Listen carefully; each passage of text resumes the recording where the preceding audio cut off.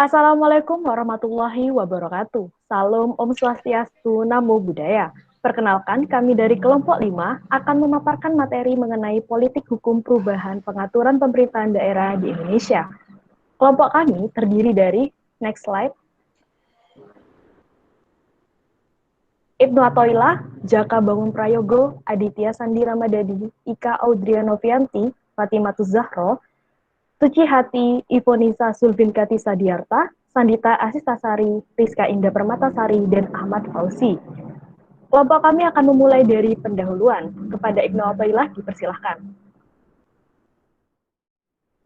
Baik, terima kasih atas waktu yang telah diberikan.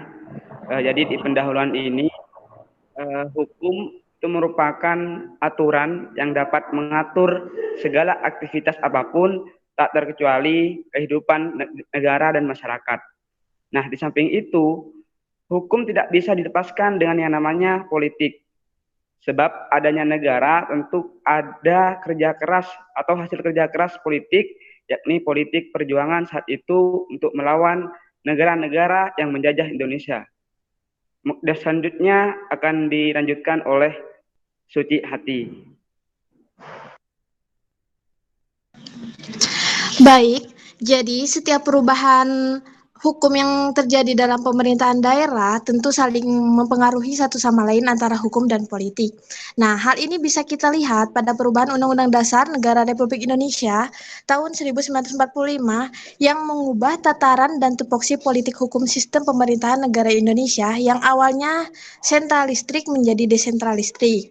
Nah, munculnya pasal-pasal baru dalam amandemen keempat memberikan kewenangan yang lebih luas kepada daerah dalam mengatur dan mengurus pemerintahannya.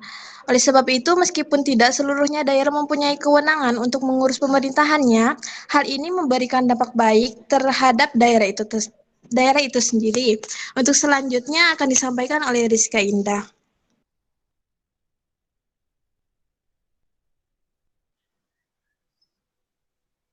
Baik, terima kasih. Selanjutnya,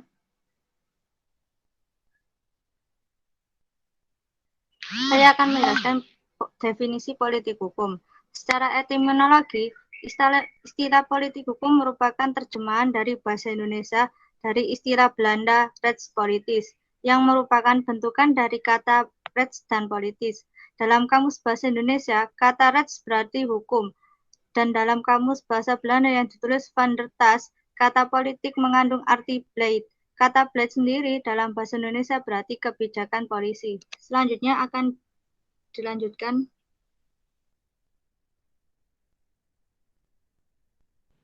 Baik, terima kasih. Di sini saya akan melanjutkan dari materi sebelumnya. Jadi politik menurut Mahfud MD, politik hukum adalah legal policy atau garis kebijakan resmi tentang hukum yang akan diberlakukan baik dengan hukum baru maupun dengan penggantian hukum lama dalam rangka mencapai suatu tujuan negara. Maka dari itu, politik hukum menjadi kebijakan dasar yang menentukan arah, bentuk maupun isi hukum yang akan dibentuk. Terima kasih. Selanjutnya akan dijelaskan materi. Baik, ruang lingkup atau bisa juga disebut dengan wilayah kajian disiplin politik hukum secara garis besarnya meliputi 3 aspek. Yang pertama, aspek lembaga kenegaraan pembuat politik hukum itu sendiri. Yang aspek kedua yaitu letak politik hukum. Dan aspek ketiga yaitu faktor baik internal maupun eksternal yang akan mempengaruhi pembentukan politik hukum suatu negara. Dan perlu teman-teman kita pahami berdasarkan sudut pandang perspektif akademis, politik hukum tidak hanya berbicara sebatas 3 hal atau 3 aspek yang telah disebutkan di awal tadi. Perlu kita ketahui bahwa politik hukum menganut prinsip double movement, yang artinya selain sebagai kerangka pikir merumuskan kebijakan dalam bidang hukum atau legal policy oleh lembaga-lembaga negara yang berwenang, politik hukum juga dipakai untuk mengkritik produk-produk hukum yang telah diundangkan berdasarkan legal policy tersebut. Kemudian berdasarkan 3 aspek dan dalam sudut pandang perspektif akademik mengenai politik hukum, dapat kita jelaskan lebih lanjut mengenai wilayah kajian politik hukum itu sendiri dengan sebagai berikut yang terdiri dari 6 poin. Yang pertama, proses penggalian nilai-nilai dan aspirasi yang berkembang dalam masyarakat oleh penyelenggara negara yang berwenang merumuskan politik hukum. Dalam ruang lingkup ini merupakan awal dari kajian politik hukum yang termasuk cukup substansial. Dari tahap inilah juga dapat diketahui apakah nilai-nilai dan aspirasi yang berkembang dalam masyarakat telah diakomodasi oleh penyelenggara negara yang merumuskan politik hukum atau sebaliknya. Dan ruang lingkup yang kedua yaitu proses perdebatan dan perumusan nilai-nilai dan aspirasi tersebut ke dalam bentuk sebuah rancangan perundang-undangan oleh penyelenggara negara yang berwenang merumuskan politik hukum. Dan yang ketiga, penyelenggaraan negara yang berwenang merumuskan dan menentukan politik hukum. Baik, selanjutnya akan dibahas oleh Ika Audria. Ruang lingkup yang keempat adalah peraturan perundang-undangan yang memuat politik hukum. Dalam tahap ini, kita dapat mengetahui pada tataran peraturan perundang-undangan yang mana suatu kebijakan hukum sebuah negara dapat ditemukan. Yang kelima, faktor-faktor yang mempengaruhi dan menentukan suatu politik hukum, baik yang akan datang dan telah ditetapkan. Dan yang keenam adalah pelaksanaan dari peraturan perundang-undangan yang merupakan implementasi dari politik hukum suatu negara. Dalam wilayah kajian politik hukum ini dapat dikatakan sebagai bentuk evaluasi atas kebijakan hukum yang telah dirumuskan dan bentuk-bentuk hukum positif yang telah diterapkan. Politik hukum secara umum bermanfaat untuk mengetahui bagaimana proses-proses yang tercakup dalam 6 wilayah kajian sebagaimana telah disebutkan di atas dan menghasilkan sebuah legal policy yang sesuai dengan kebutuhan dan rasa keadilan masyarakat, dan 6 wilayah kajian itu bersifat integral satu sama lain. Baik, selanjutnya akan disampaikan oleh Aditya Sandi. Kemudian saya akan membahas mengenai pengaruh politik hukum terhadap pemerintahan daerah yang ada. Nah, bicara soal relevansi antara politik hukum dan pemerintahan daerah, saya ingin memulai dengan definisi yang disampaikan oleh dosen Fakultas Hukum, bahwa politik hukum itu adalah suatu norma dan apa yang akan dinormakan.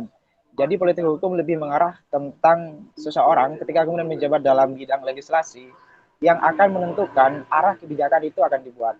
Nah, pengaruh politik hukum yang ada terkait pemerintahan daerah itu dimulai sejak kita langsung mengalami atau menggunakan konsep desentralisasi pada tahun setelah runtuhnya Soeharto. Nah, undang-undang yang sangat substansial dalam pemerintahan daerah itu terjadi pada saat 2004, lahirnya Undang-Undang Nomor 32 tahun 2004, yang juga memberikan perluasan kewenangan terhadap pemerintahan daerah.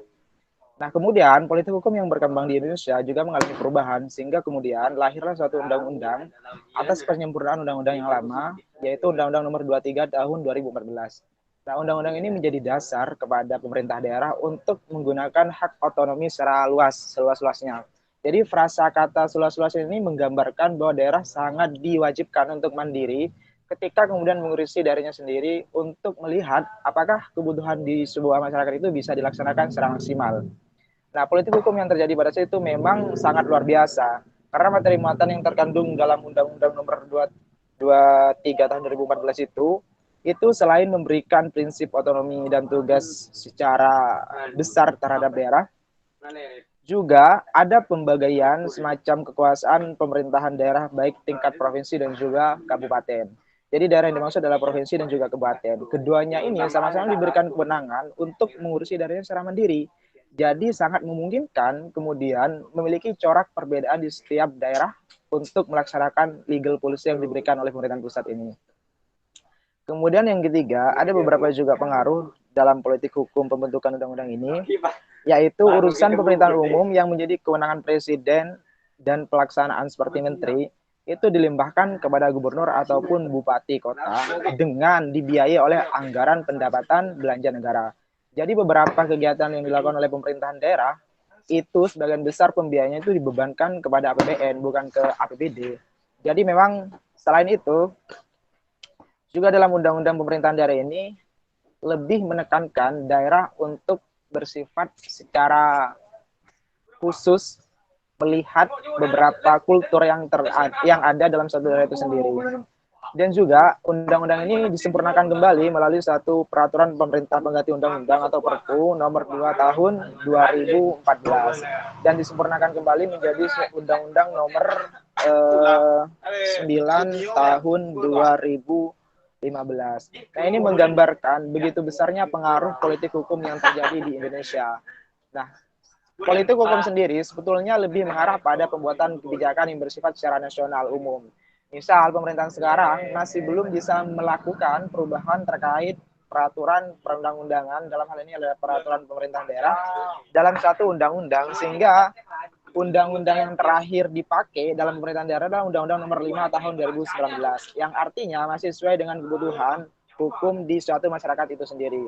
Nah, beberapa kebijakan yang dilahirkan oleh pemerintah seperti konsep yang baru adalah desentralisasi asimetris. Ini menunjukkan pemberian kewenangan yang secara luas kepada daerah-daerah yang khusus, yang memiliki otonomi khusus seperti Papua, Papua Barat, juga ada Jakarta, DIY, dan juga Aceh. Nah, ini juga membedakan antara politik hukum di dalam satu pemberian otonomi khusus dan juga otonomi yang biasa, dalam artian selain 5 daerah itu tadi. Baik, saya akan melanjutkan di slide selanjutnya mengenai tentang historis pengaturan pemerintahan daerah yang diatur semenjak setelah kemerdekaan di Indonesia. Sebetulnya, undang-undang yang lahir mengenai pemerintahan daerah ini merupakan manifestasi akibat dari adanya suatu pasal 18 konstitusi kita yang memberikan dan pengakuan terhadap pemerintahan daerah. Jadi 3 tahun setelah kemerdekaan Indonesia, kita memiliki Undang-Undang Nomor 22 Tahun 1948 yang juga mengatur tentang pemerintahan daerah. Setelah itu, undang-undang ini masih berlaku ketika kemudian kita menganut Republik Indonesia Serikat pada tahun 1950. Kemudian diubah menjadi Undang-Undang Nomor 1 Tahun 1957. Juga sama mengenai pemerintah daerah. Dan setelah itu kemudian lahirlah Undang-Undang Nomor 18 Tahun 1965 juga tentang pemerintahan daerah. Nah, ini yang menarik. Kenapa? Karena undang-undang ini lahir sejak Orde Lama, cuman masih diberlakukan pada saat Orde Baru. Nah, kemudian dirubah kembali menjadi Undang-Undang Nomor 5 Tahun 1974, kemudian diganti lagi menjadi Undang-Undang 22 Tahun 99, yang dimana undang-undang inilah pelopor diberikannya konsep desentralisasi, kewenangan kepada daerah yang sangat luas, artinya daerah dapat mengurusi daerahnya secara mandiri.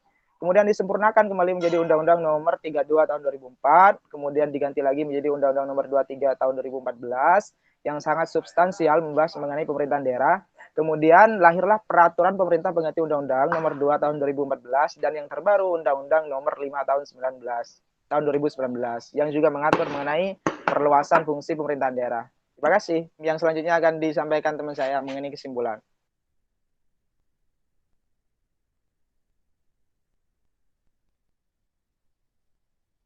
Oke, terima kasih. Kali ini saya akan menyampaikan tentang kesimpulan perubahan politik hukum pada pasal 18 Undang-Undang Dasar Republik Indonesia tahun 45 sebagai hasil amandemen berpengaruh terhadap perubahan politik hukum dalam peraturan perundang-undangan yang berada di bawahnya. Desentralisasi di sini ialah kewenangan yang diberikan pemerintah pusat kepada pemerintah daerah untuk mengolah dan mengurusi daerahnya secara mandiri. Dengan adanya amandemen ini, daerah memiliki kewenangan yang cukup luas untuk mengurusi daerahnya. Di sini dapat terjadinya perubahan-perubahan pada pengaturan mengenai pemerintahan daerah, selalu dimaksudkan agar pemerintah daerah dapat lebih baik lagi dari sebelumnya. Namun, meskipun bertujuan baik, akan selalu ada problematika yang hadir dalam pengaturan pemerintah daerah tersebut. Itu kesimpulan yang bisa saya sampaikan. Saya lanjut kembalikan kepada moderator.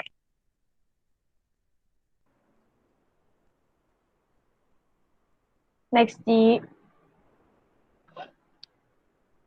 Sekian yang dapat kami sampaikan. Terima kasih. Wassalamualaikum warahmatullahi wabarakatuh.